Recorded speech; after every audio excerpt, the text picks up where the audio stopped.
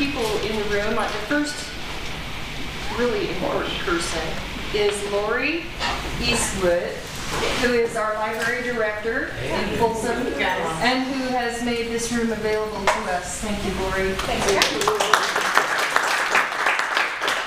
And I don't see any elected, is there anyone here who serves on a board or a commission in a, please, yes. I'm David, Traffic Safety Committee. Yes. I sit on that. Anyone else who serves on a county board or Folsom board or commission? Yeah, the Folsom Utility Commission. And Mike Kozlowski is his name. Yes, thank you, Mike. And now I think we also may have some candidates for city council. So I thought it would be, if there are, I know there's one or two possibly here. So if you're a candidate for city council, please stand up and introduce yourself. And after the meeting, if you want to have a conversation with them, this would be a great time to catch them after the meeting and learn more about their positions. So if you're running for city council in Folsom, could you please stand? And is Mike the only one? No. At the moment, yeah, the other one's escaped the room. So. Okay, he's on the phone. Anyway, I'm Mike Kozlowski. I'm very, very pleased to be here. I'm good friends with Sue. We met under trying circumstances and have turned out to be fast friends. So I'm really pleased to be here tonight, and we're happy to talk with you about any questions you may have about the city council race. It's a complicated one, and it's an important one. You have the first time in a generation to put some new faces on the city council, and you need to make a careful decision. So I'm here to take any questions you may have after the main agenda. Thank you, Mike. So tonight we're going to be speaking, I'm going to share a little bit of a quick update for you. I'm hoping to get my update done by 6:30 so that we can have a conversation. I can answer questions that you might have or receive input from you. To me, that's the most important part of the meeting, because it gives me an idea of how am I doing in my representation of you in Folsom, and what can I do better. And we're going to be talking about the budget. I have a brief homeless update, and I wanted to share a little bit about some senior resources, and just a very quick solid waste update, and some announcements. So the budget this year was completely different than last year. Last year, as you know, was my first year on the Board of Supervisors. And it was a year where we had a lot of extra money to spend, and a lot of things were coming together. The county had hired an individual a year and a half before that who was going to look at our homeless initiatives and try to come up with, okay, where are we spending our money, what's working best, how can we best manage this homeless situation. And after a year and a half, in 2017, the board voted on 4 initiatives. And those 4 initiatives were, added something like $11.5 million to our county budget. The county spends around $65 million a year on homelessness. And so after that, after all the going back and forth on those initiatives, it was really important that we tried to continue the work that we had started. The county's having some great success with those, and so this year the budget was completely different. There wasn't a whole lot of extra money. There were some added, concerns and challenges that we've come up with. We're coming to a time where we're absolutely going to have to make some changes with our jails, not only capital improvements, which would make us put us in a position of bringing the jails up to ADA, more current standards with ADA, and when we bring them up to ADA standards, we lose about 30% of our jail capacity. And so we're grappling with the extraordinary cost associated with not only just making sure our jails are adequate as far as the facility, but also there are new laws over the last decade or two that have have been voted in and that are making, requiring us to come to a certain standard of the care that we provide in the jails. An example of that is, you know, each one of those persons who is arrested has a right to have certain out of cell time. And the challenge around that is the number of deputies we have to have in order to meet those standards means that we're going to have to hire a lot more personnel. And part of that is because, you know, in our jails we have different pods. In different pods we have different gang members. If you put this gang member with that gang member, they could get killed in the jail. So in order to keep people safe in our jail, or someone who might have been formed, or maybe, you know, just for safety purposes, some prisoners have to be in isolation or have to be alone.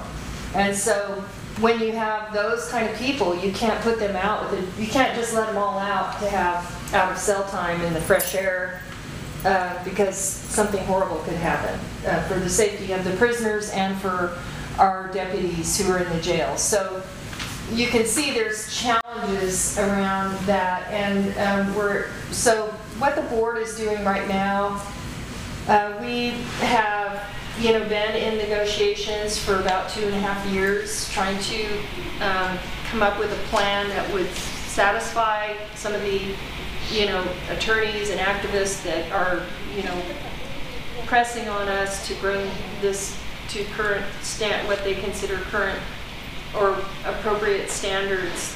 The problem we have is that if we do that in the time period that the time frame they wanted us to do it, we would have to cut. It would cut services from our communities, and it would endanger our communities, number one. And number two, it's just not possible. It's not possible to hire that many people in that short of a period of time. Believe it or not, these sheriff deputies are trained, you know, personnel, and there's the hiring process is a little bit longer. I'm sorry. But what period of time? I know you said it's like, so in like 6 months? 2 years. Oh, The ask was 2 years, and so what we're working on right now is we're working on, actually this year we spent several million toward, you know, improving the situations in our jails. We're working toward it as quickly as we can, but to come, you know, full circle on what is wanted within 2-year time period is not possible. And so we're still going back and forth on that. So the budget cycle was pretty quiet because there wasn't a whole lot of extra money. Yeah. With the new Jerry Brown bail, where you don't have to pay, alleviate some of the people going into jail where they don't have to pay, so they just end up on house arrest, or they, depending on their crime, don't have to be in jail. Therefore, you don't have to worry about the extra 30% crowding of those who can't pay. I don't know what percentage that represents. In theory, that's the idea, I think, behind the policy. The challenge and the concern that our sheriff department has expressed to me is that's just people who are waiting for their trial. You know, are they going to come to their trial? Number one, and so there's supposed to be a vetting, you know, of those people. They're not the high risk, high danger type. But always the problem was they couldn't pay, therefore they had to be stuck in jail. Now that they don't have to pay because they are low risk, they don't have to fill our jails. Yeah, I mean, I think people who have, you know, I think our residents just want to know that their neighborhoods are safe. And so I know that the policymakers there are policymakers who have said that in other regions there was success with that process. We'll see how it plays out and if there's unintended consequences. Remember, every single law and every policy that we pass has a counter effect. If you take something from one person who did you take it from? Because whoever it came from is going to have to pay more. So the impact of there's always an intended and an unintended consequence, and it'll be, well, I guess it'll be ours to learn. I don't know that it's going to impact the jails with 30%. The problem we have in our county jails right now, after the last decade or so, which AB 109, Prop 47, Prop 57, our jails are now having to operate like a state prison. We have prisoners who are aging in jail, which means we are now in a position where they have constitutional rights. If we take away their freedom, then we have to provide for them what they could not provide for themselves. So if 42% of the people in our jails are on the mental health roll. If they need, dialysis, we have jail members that are on dialysis. When they get arrested, if they need dental care, we give it. So the taxpayers are paying for that. There are some people who actually get arrested to catch up on all their dental work and medical work and get their prescriptions filled. Yeah. So if I could just go back to the original topic you were talking about in terms of being able to satisfy the advocates that want accessibility in the jail built complex. What is, because I've worked on school projects where we've tried to do those upgrades and hospital projects where we've tried to do those upgrades, and it's a lot like one of those little picture puzzle games where you have to slide all the tiles around. It's very complicated and time consuming for those settings. I can't imagine that 2 years is anywhere near an adequate amount of time. Do we have a desired outcome for the county's sake? Well, the county is in a position. The desired outcome is to get up to speed as quickly as we can. The challenge we have in the Tower Jail, where people are waiting for trial next to the county building there, is it's all cement and it's a high-rise, and so it's built out in a way that you can't just widen the doorway for a wheelchair, and you can't just create a situation where there's not a need for someone to go up or down an elevator to visit someone who can't access the upstairs. There are actually some very expensive physical challenges. We're looking at being innovative, like roll-up doors instead of the doors that open, so that if there's no door there, maybe that will give us the width that they want us to have. So it's not just the capital cost associated with the jails, but a big part of it is, because that capital improvement is a one-time cost, but a big part of the challenge we have is the number of deputies that we'll have to hire. It's millions every year, and it's an ongoing cost. And so and if we can't manage the moving around of things, right? And from what I've learned from some of the conversations with the other supervisors, I'm kind of new. You can't just hire, 50 sheriff deputies. There aren't that many. Number one, you can't get them on board that fast. It takes time to hire the right people. So if we have to get this situation resolved in a short period of time, in theory, we would have to take deputies off the streets, and we definitely don't want to do that. We already need more boots on the ground in some areas of the unincorporated county. In Folsom, this doesn't impact you quite as much because you have your own police department. Yes. Well, I was just going to say I had read a lot in the paper, our local paper actually, and know someone that works in the prison here that puts out stuff that used to work for the Pettit, our main paper, and had mentioned programs now where people don't go back into jail. It's always go out, go back in, go out, go back in. So they're getting degrees. Yeah. And it really helps them to have something concrete to get out and not go back in. And I see that all the time in other countries where it is very successful, extremely successful. And because it saves us all money. Yeah, we're working on.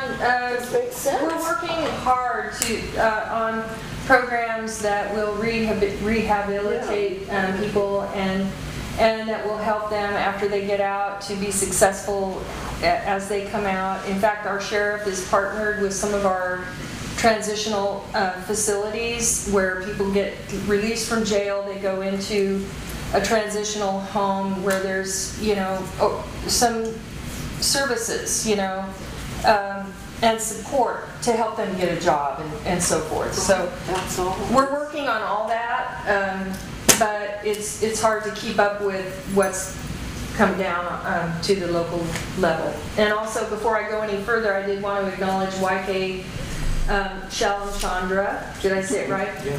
Who is on our park district board and also serves on a county commission, I think. County American River Parkway Advisory Board of Management. And also a candidate for city council.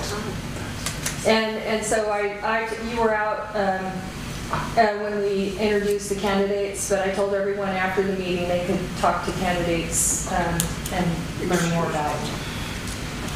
Okay, so this year's budget, it was $4.29 billion. My biggest concerns about the budget were we don't have enough reserves. I think last year that was my big thing. I wanted us to begin to grow our reserves faster. Well, that's definitely not happening now. And they're laughing me right out of the room every time I bring it up. I can, if they're not physically laughing, I can feel it. They're laughing me off the dais. But I still have to keep the mantra of, you know, if you have a savings, it's like any household. If you have 2 to 6 months of your monthly housing costs and you lose your job, it gives you a little bit of time to figure out what you're going to do next. And at the county, we have about, you know, less than 2 weeks. I think it's something like 8 days. I mean, our reserves in our fully discretionary reserves are extremely low. And so my concern about that budget was Are you with the only reserves. one concerned? You know, I think everyone's concerned, but the county, I'm probably more concerned than others. I see it as more of a priority than others. You know, different people look at public spending in different ways. I've been told by people, because when I first got elected, I came from being self-employed for 33 or 4 years. And I was talking about how, you know, when you're in the private sector and you have a business, if you're not making enough money, you either have to sell more or cut your costs, because otherwise you're going to be out of business. Exactly. At the government, in the public sector, what ends up happening a lot of times is if they run out of money, they just say we need another tax initiative. And that's not fair to the taxpayers. And so in my mind, I'm trying to apply common sense to, you know, a public budget and say, let's not forget who we work for. Let's not forget that we have a lot of our, you know, you all probably don't have this, but I have people in my district who are living on the edge. I have seniors who make $1,700 a month and spend $1,200 a month on rent, and they don't know how they're going to make it if their rent goes up one more time. So, you know, some people can easily afford these extra taxes that get passed, you know, that are easy to think of, but others are really struggling. And so I'm just saying, let's find ways that we can, what do you call it, consolidate expenses, ways that we can, you know, spend less, improve our processes so we get more for the money we spend. What are some other ways that we can balance this budget out? That's what I try to get across. So without going too much into a bunch of numbers, which I'm told I bore people when I do that, by people that know me.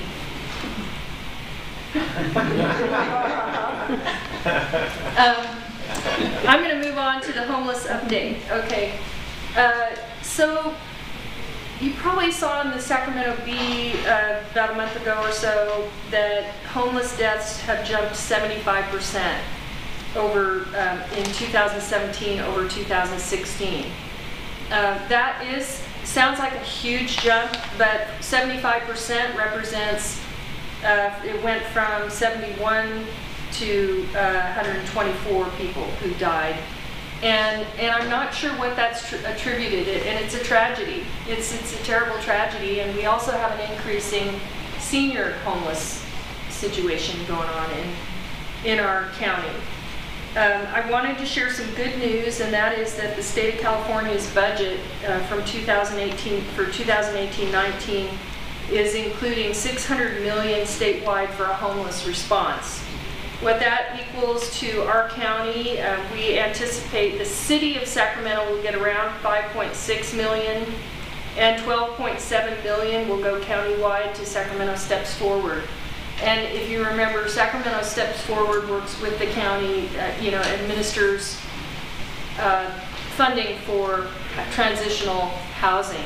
And they've been very instrumental in helping us with what we're calling our scattered homes plan, which happened when we created these initiatives last year. We were going to come up with a 75-bed transitional facility, and we could not find a place to site it because nobody wanted it in their backyard. And it was so expensive. And then Sacramento Steps Forward came up with a business model that is really, really working well.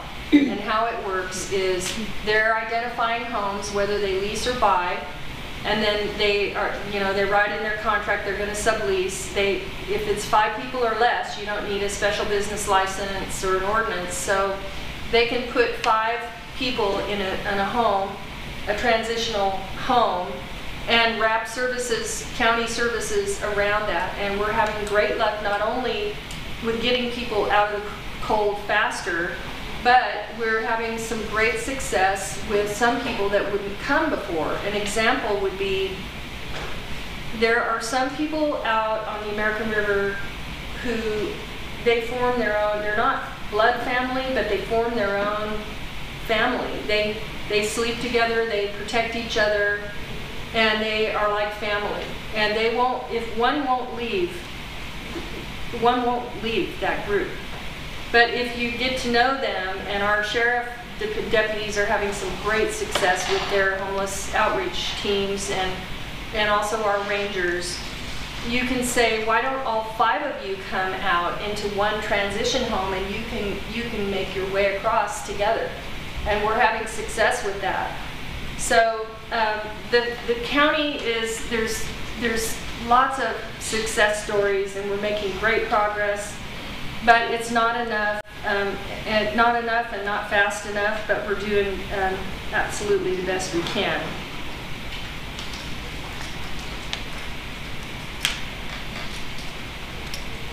So there was, I don't know if you heard, oh, I did want to tell you also, with that money that the state has allocated, one of the things that's going to help us get is one more mobile crisis support team.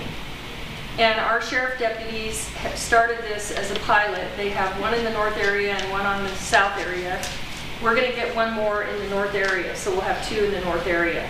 But what this is a sheriff deputy and a social worker, and they become a partner, and they go out when there's a domestic violence call or a mental health, something that is unstable, and they are having much greater success in helping those folks and getting them to where they really need to be, not the jail, but getting them to some resources that will actually help them. And so we're investing a little bit more in those mental crisis support teams. You might have heard about the 9th Circuit Court of Appeals. Has anyone heard about that? They just settled a case, Martin versus the city of Boise, Idaho. And it's a case that when it was announced, it hit everybody kind of like, oh, okay, but how does that impact our county? It may have some significant impact on the manner and method of policing in our American River Parkway. And the reason for that is basically what they're saying is that local governments cannot criminalize conditions of being human. So we cannot criminalize homelessness, which we all know being homeless is not a crime.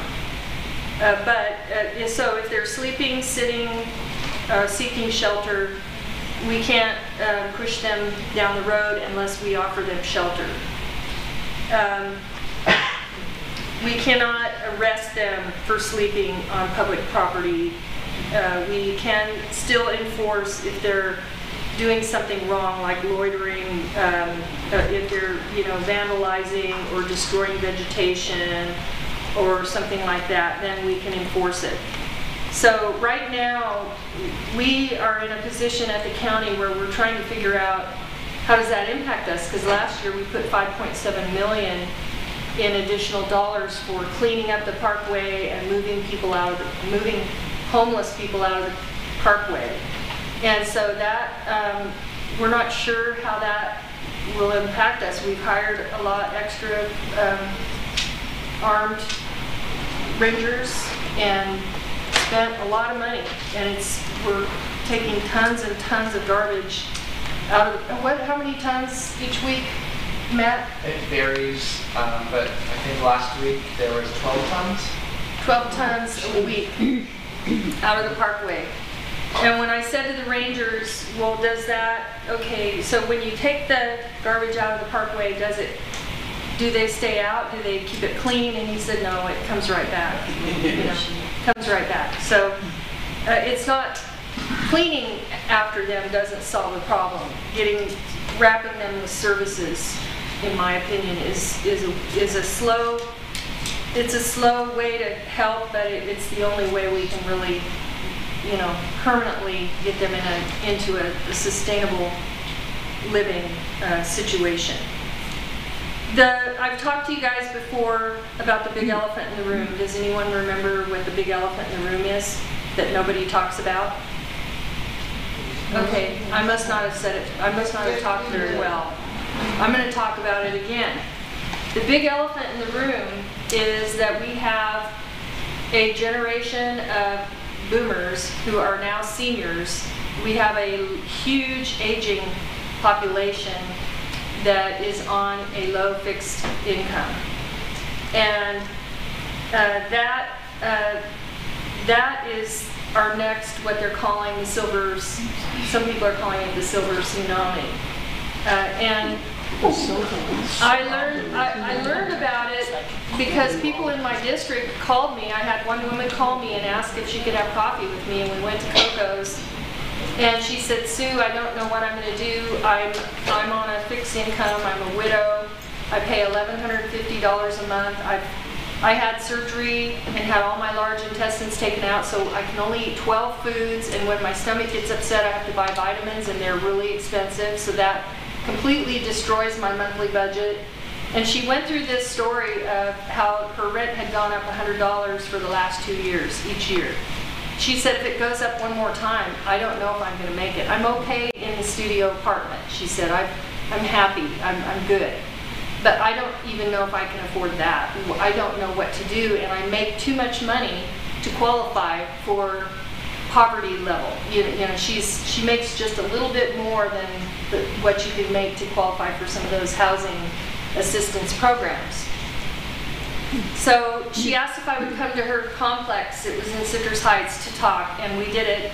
We had a workshop called 65 Plus, Ways to Save, a money-saving workshop for seniors. The workshop, we couldn't invite everyone. It was because the landlord there would only let people in that complex, but we had 150 people showed up that night. And we only invited vendors to that workshop that would either increase revenues to the monthly budget, decrease cost, or increase services. In other words, it had to have a direct impact on helping them with their monthly housing and living costs. We had about 20 people that came. We had resources like free food delivery 5 days a week, frozen food 5 days a week delivered weekly, food banks that give away food weekly, CalFresh, which gives you a credit card, money for food. Legal services, where, did you know seniors can get their trust updated for free through the McGeorge School of Law students? And that was a $1,500 savings. There's a long list of the savings. Some pet food came with the Meals on Wheels, and programs that pay for your pet vaccinations, and how to arrange for your pet when you're gone, if you're worried about if your pet's going to be okay. So there were many. I won't read them all because I'm hoping you're going to make time out of your day if you're interested or you know someone that could benefit. There's some flyers on the back table here. We're having another workshop. It's going to be in Citrus Heights. We're expecting 500 or more people. We just sent out 10,000 postcards today. So we haven't even sent the postcards out, and we already have 109 people who have registered for it. So, and the big icing on the cake, I'm so excited because I have some volunteer actors who are going to come out and do some live performance skits on stage that is, it's going to be Protect Yourself, and it's going to be all around, you know, fraud protection for seniors, you know, how to handle situations that you're uncomfortable with but you're not sure.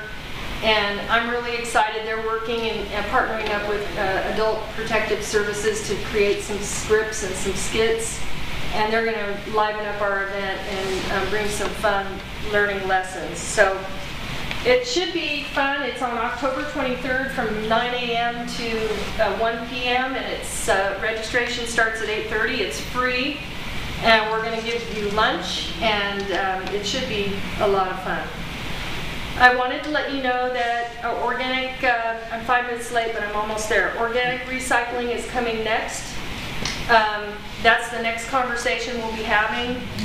We're talking at the Solid Waste Authority about how we launch that, and do we build a facility that will recycle organics in the valley here, or do we ship it out until we figure that out?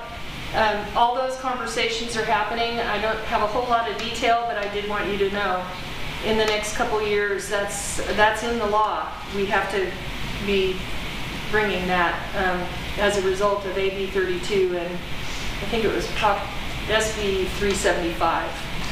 So that's coming.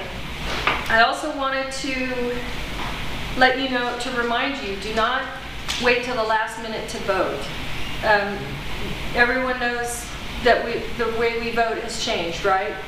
So the voting centers will open 10 days prior to Election Day, and we'll have vote centers, but remember, you'll get a ballot by mail.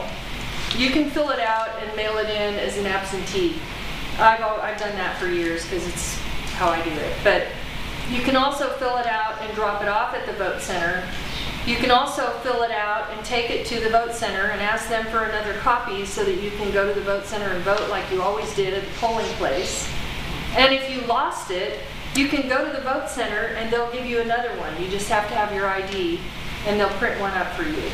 So don't forget don't wait till the last day, because in some cases it can get, it might be inconvenient and you might end up having to wait in a line, and nobody wants to do that to vote. I wanted to let you know that Smart Ride has expanded their route. Now, you might have heard about the Smart Ride pilot program in Citrus Heights, did you? Okay, Smart Ride is, I like to call it like a, it's called microtransit, but it's like an Uber bus. You can do it, you can call them up with a phone app, you can go online to their website, or you can call them by phone. They'll come pick you up within 15 minutes or so at your home or wherever you are, take you where you want to go, and the cost is very affordable. It's, I think there's some discounts for seniors. There is discounts for seniors. They are also going to be at this event that we're having to share about it. And right now they're having a special, if you have 5 people, you ride for free. So if you get 4 of your girlfriends or friends, you can go from the Folsom Light Rail Station. I think they stop at the Folsom Light Rail Station And the area that they cover goes Orangevale, Citrus Heights, Antelope. So it covers that general area with the microtransit. And it's growing fast because everyone is loving it. So everyone's really excited about that. I also wanted to let you know, if you were there were some of you in this room who applied for the economic development grant that the county had each year. For last year, we gave away $1 million into community and economic development. This year, we'll be doing the same. And so those announcements, applications came in. Those announcements are going to come out on the 16th of October. We're working our way through those as quickly as we can. And so, and those who win, it'll be great. Those that don't win, don't get discouraged. The county is going to be contacting you to let you know how your application, was strong, what weaknesses you had, what you can do to maybe have a better chance at it next year. And up until election, my Facebook page is having some online surveys. Has anyone noticed them? They're basically all the different propositions that we're going to be voting on. We're kind of getting a feel for what the community, how they feel about that. So if you go back on my Facebook, you'll see those postings. I think we're on 10 or 11 right now. And it basically tells, what the proponents like about it and what the opponents don't like, and lets you vote. And then once you vote, you see kind of how it's stacking up with your community. And then at the end, we close it. Pardon me? Is there another way besides Facebook to get there? Or not on Facebook? No, but if you have an opinion and you want me to know, because I represent you, email me. I have cards, and if I don't have one, Matt will email and say, get me on your newsletter. You can get on my newsletter. I send a newsletter. Yeah. And you can also email me and say, Sue, I have people that email me all the time, and they just say what they feel strongly about, and it's appreciated because it's good to know when your constituents are happy and not happy. Especially the not happy. I especially care about the non-happy. And also wanted to let you know, if you're interested in serving in a leadership position, there are over 100 boards and commissions at the county. We need citizen leaders who will help us in an advisory capacity. And so if you're interested, get one of Matt's cards, and he'll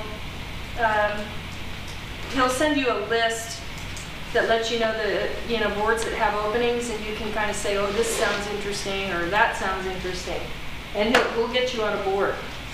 And with that, I'm going to open it up to questions, and I can't believe it's 20 minutes till, and I'm a little earlier than normal. Does anyone have any questions or comments? So Sue, I just got my little thing from the voters thing saying that the ballots are going to come out in about 2 weeks. I know, it's happening so fast. Yeah. So my question is, when you fill that out and mail it in early, do they count it, or do they have to wait until the day of the election?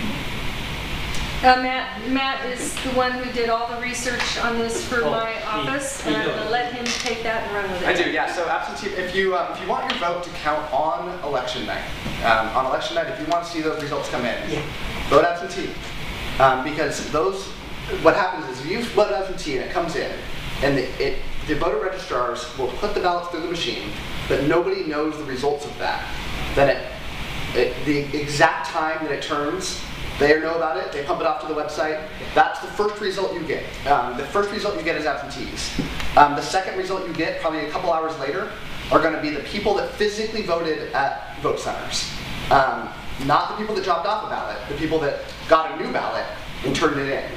That's the next update you'll get. Probably 2 or 3 hours after that update, you'll all be asleep except for Mike and YK probably. I'll be awake.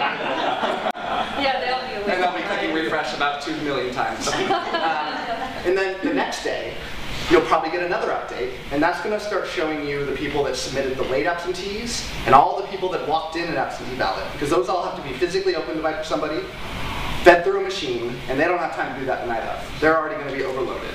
So there's going to be a few different updates, and then every day or two after that, you'll start getting the next updates and the next update. So it's a long process, but if you want it to count that night, go absentee, but submit it before the last couple days, because if you do the last couple days, it's going to just be sitting there in a box unopened. Okay, thanks. No problem. And yes, I'm representing tonight, being a Folsom citizen, but also Heart of Folsom.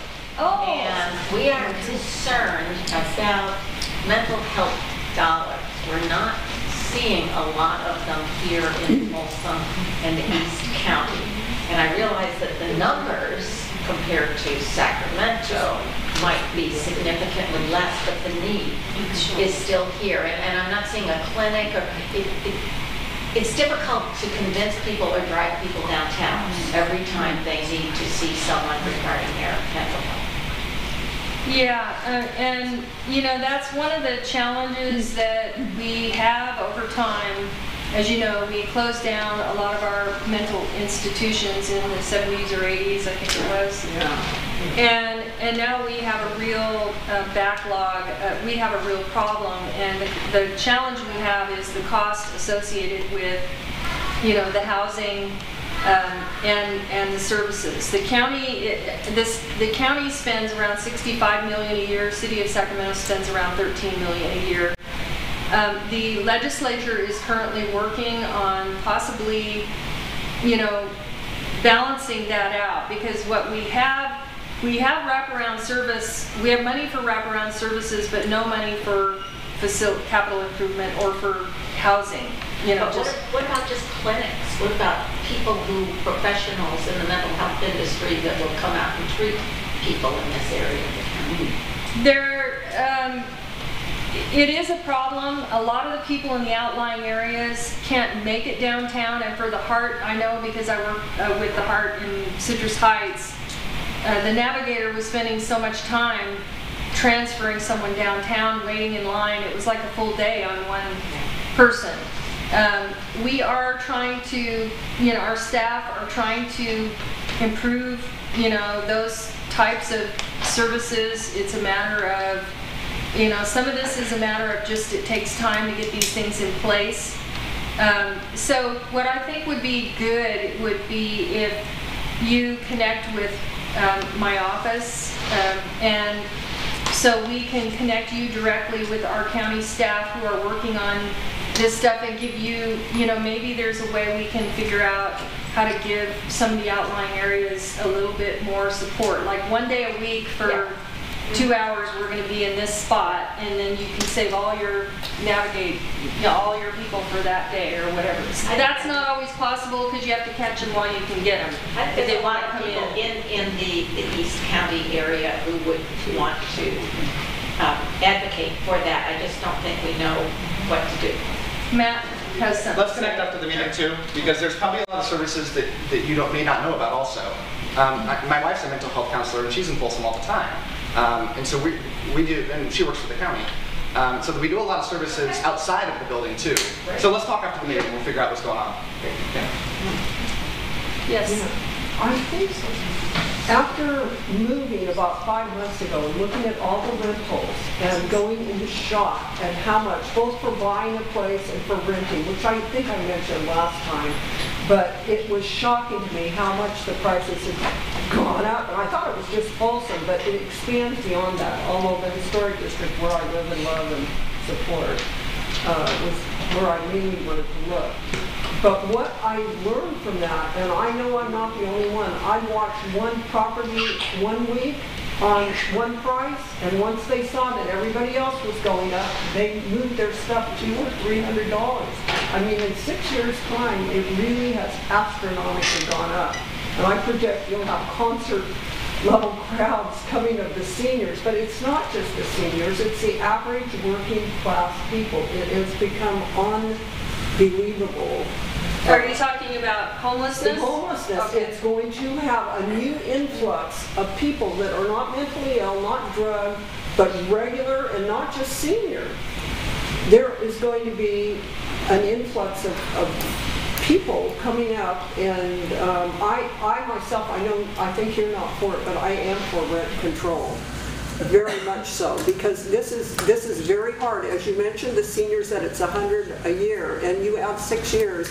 And now I know a single apartment is now $1,600 in a single one-bedroom in Folsom, which it's really going to change the way everything is, and it will be on the front page of the paper. I really do predict in the next. I'm glad you brought that up. I would like to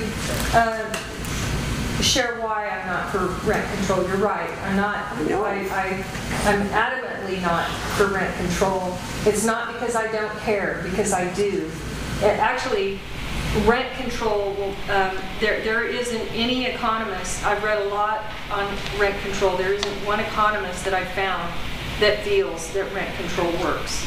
The problem with rent control is, rent, when you think about when you go to rent a property, someone bought that property, they had to invest a certain amount of their own cash into that property, and they have a monthly nut. They have a monthly expense in maintaining that property. And so if you put a lid, and as a general rule, rents are basically calculated based on what is the cost to maintain and update the property, plus, let me finish, plus a little bit of extra money because it's an investment. If you have investors that are going to come in and build apartments or get in the business of being an investor to rent properties, they're not going to be able to cover if they can't cover their expenses and make money, that's not an investment they're going to do. So at the end of the day, those who got in first are really lucky because they got low rent and they're in that house and they have their babies and their babies grow up and they move out. And they're still in that house at that really lower than market rent, and they're not motivated to leave so that someone else can have that big house to raise their babies because they've got a low rent. And so what happens is you have limited turnover, you have less people who are willing to invest in rental properties, and at the end of the day, the cost, what happens when the demand goes up, it's all around supply and demand. If there's not enough of those rental properties, the cost of them will go up.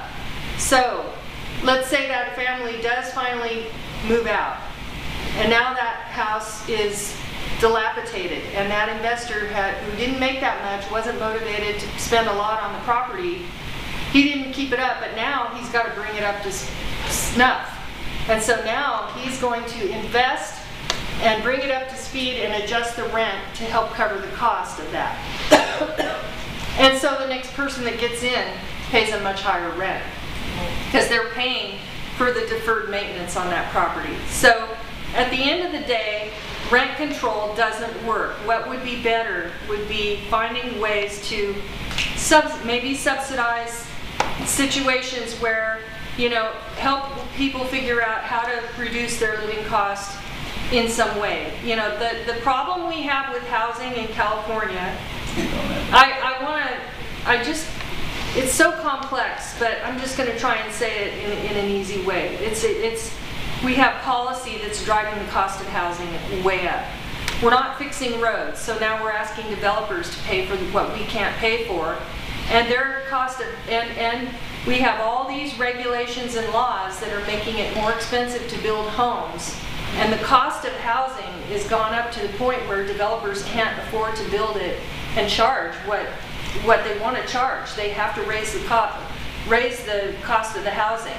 So it's a dilemma in California where policy is driving the cost of housing up, and we have a housing crisis. And while the cost of living is going up at every place, SMUD, PG&E, water bill goes up, don't use as much water. You don't get 12 tortillas in your tacos, you get 10 now. Cost of food is going up and the packaging is changing. The taxes are going up. Everything is going up while people in the private sector are still on a fixed income. So I don't think rent, I know rent control is not the solution, and I definitely hope you will not vote for rent control, because it's not going to be good for the little guy who can't afford to rent the place. I just have to go back to the rent control thing though, because it's to say it doesn't work. I mean, my sister lives in San Francisco. She makes $100,000 a year. She's in a rent control place. It works in San Francisco, and I know people don't like San Francisco, they think it's too liberal, whatever. I know San Francisco. But explain why it doesn't work there. If she were to move, she has a studio apartment. It's not that she's paying $400 for her apartment. And the fact of the matter is, you said it yourself. She's paying $400? No, she's not paying. She's paying $1,500 for a studio apartment. Which is obviously very good for San Francisco. If she were to move for the same apartment, it would be about $3,700. She makes a good, no, let me finish though. Okay. But you said it yourself, but they don't take care of it. And then once the person moves out, which if my sister were going to move out, they could raise the rent. They wouldn't actually have to fix it. They would still be able to get that in San Francisco because she can't find a place for the same. So when you say, why is it okay for the landlord not to take care of the place just because it's rent control? I mean, she had stairs that were falling off her building. They're going to have to... In the rent control building? Right. Okay, well, you just proved my point. No, that's not proving the point. My point is that their cost hasn't gone up. They bought that building. They charged a rate that was fair at that time for that building. Their cost has not gone up. Right. They haven't had to pay more for the property, and now they're eating it. They just don't want to go and fix it because they know they could get more. Okay. They don't fix things in the hope that she will move out, and then they can come in and get more, and they still won't have to fix it. I can't reach in and judge motives of that situation. No, I'm not saying that, but what I'm saying is you say it doesn't work. San Francisco, it works. Let me respond. That's okay. one case. The scenario you just said it doesn't work. The scenario you just described played out just like all the articles I've read from all the economists I've read it from. You have a different interpretation than I do. I didn't say that they wouldn't. I said it's a tendency. You said if you're not making as much on a property, it's harder for you to do things. It's harder for you when that bill for that $20,000 roof comes up, or staircase and a deck on a second floor that's going to cost $15,000. If you don't have the money to do it, and if you haven't had an adequate... And they are allowed to raise it. Okay, but that's the point. And also, I want you to know that there is a dynamic that's going on in California, that a very strange dynamic, but it's worthwhile to just recognize it. That some of these large metropolitan cities that have over 50,000 people in a close area and high cost of living, there are a lot of people coming to California. In fact, California's population has grown by something like 6% over the last decade. But they come to California because we have all these great high-paying jobs in these areas like San Francisco and LA, but they can't afford to live in San Francisco or Silicon Valley, so they go buy a house in Sacramento and commute. And so the dynamic that's happening in Sacramento is the fact that they can't afford to live in San Francisco because housing prices are higher than all the other places. And they, so now when you put a house on the market within a day or two, you've got 3 offers. That's because there's people from the Bay Area coming here, snatching up our local opportunities because this is affordable for them and they'd rather drive 2 hours. So that dynamic is happening, and that is impacting our housing market even though we're 2 hours away. I don't dispute that. I was just mentioning that rent control does work in places. To say that it doesn't... It works for the people, it's really great for the people that got in first. Yeah. But as the years go by, if you go back and read studies, there are studies, go online and Google it. Well, and you can find a come study back for and lots tell of me if you things. found something. I want to know. I'm on Sue's side in this case because I was a landlord and I was not a slumlord, and I bought the house as an investment, a little halfplex or whatever, but I didn't make a lot of money and I didn't do it as a tax deduction because I didn't have a lot of income, but I invested, as you said, for my future so that when I retired I'd sell it and pay off my own house. But I didn't know all the other rules about how capital gains ends up taking about 40% of anything that you make on a rental investment property. So that was kind of a shock. I'm glad I'm out of it now. But it was true. I didn't raise my rent as long as people were there. I told them it was my home. I would have lived in it. I didn't, get someplace I wouldn't have lived. But, and I was fair. And I mean, all landlords aren't like that, I know, but I think most people who own a property have pride in it, whether they're renting it or living in it. And, but you don't want the government telling you how much you can charge. Okay, let's make sure others have a chance. You were first, and then you second, and then third. I don't know why we... And that's the last three, because it's 7 o'clock, and after those three, it's time to close, and I'll stay as long as you want to stay and talk, you guys. I don't understand why we make things so yes or no. To me, I agree with some form of rent control. I think we have to do something. I don't think it has to be as extreme as it can be in New York City or San Francisco, but I think there has to be something done.